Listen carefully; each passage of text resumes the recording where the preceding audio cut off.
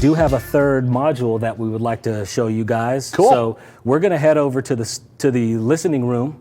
We'll meet you guys over there in a couple of minutes, and we're going to do a live demo of some frequency response and impedance measurements. And then we'll come back to the studio and show you guys how we take that data, bring it over into some crossover software, and tweak crossovers and try to make stuff sound good. All right, so what we have here is another Clipple module. This is what we do for wall measurement. So we verify a lot of products here. When we get samples in, we'll measure them to make sure that they match our approved sample.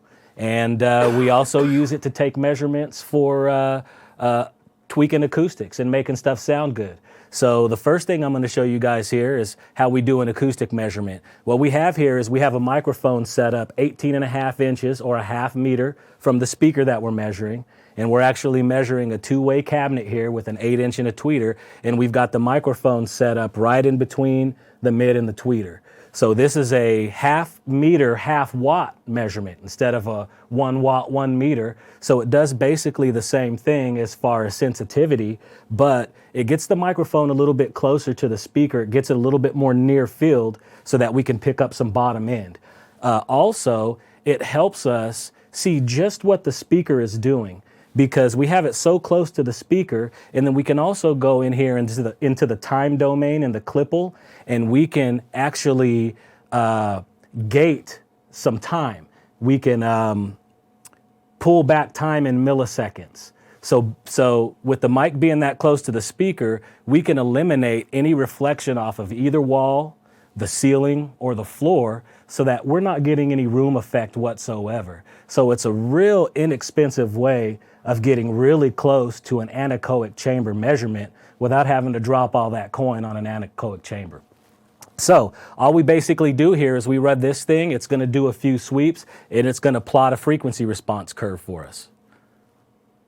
It usually takes a second to kick in after I hit the button.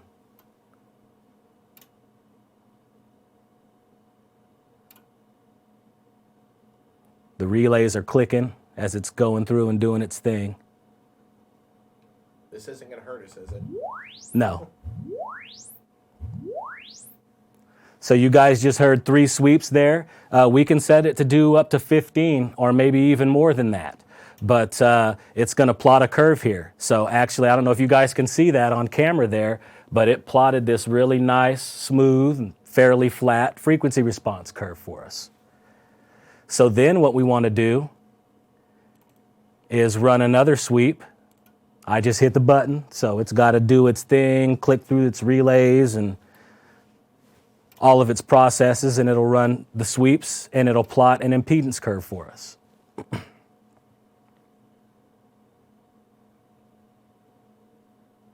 There's so much lag time, I often wonder if it's going to work, especially when we're live on camera. That would be when it wouldn't. Right. Aaron, real quickly, why don't you explain to them the difference between flat and smooth response and why we don't shoot for flat? Okay, well, a lot of people think that flat is technically correct, but flat sounds flat. It's not exciting at all. We all kind of want that standard smiley face curve with a little bit of bump on the bottom and, a little bit more sparkle on the top end. But we want it to be smooth.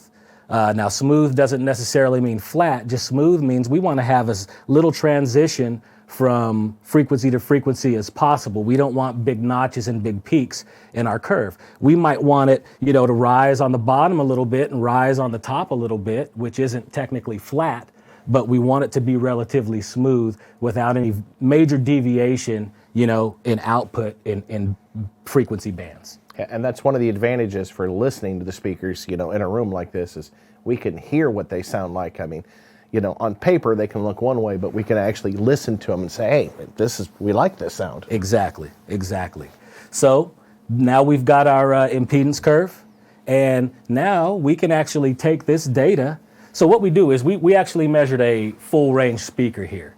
So when we're going to do a crossover design, we'd measure the tweeter individually, then we measure the mid-range individually, And then we measure the full range system without a crossover, because that helps, with our data when we're doing the crossover design. And then we take all of that data and we transfer it over to our crossover software, and we start adding components and tweaking, whether it's a 6 dB high pass on the tweeter or a 6 dB low pass on the mid and a 12 dB high pass on the tweeter. We start playing with it until we get a desirable curve. Then we apply those crossover components. We come back into this room, we listen to it. We may like it, we may not. Usually we don't like it. It's maybe pretty close on the first go round, but it always requires some tweaking, listening to several tracks, lots of different types of music, and tweaking a little bit more. Lots of aliens hate my Buick. Yeah, we do. that and old Jennifer Warnes, yep. Yep. So, that's our process for achieving our measurement in here.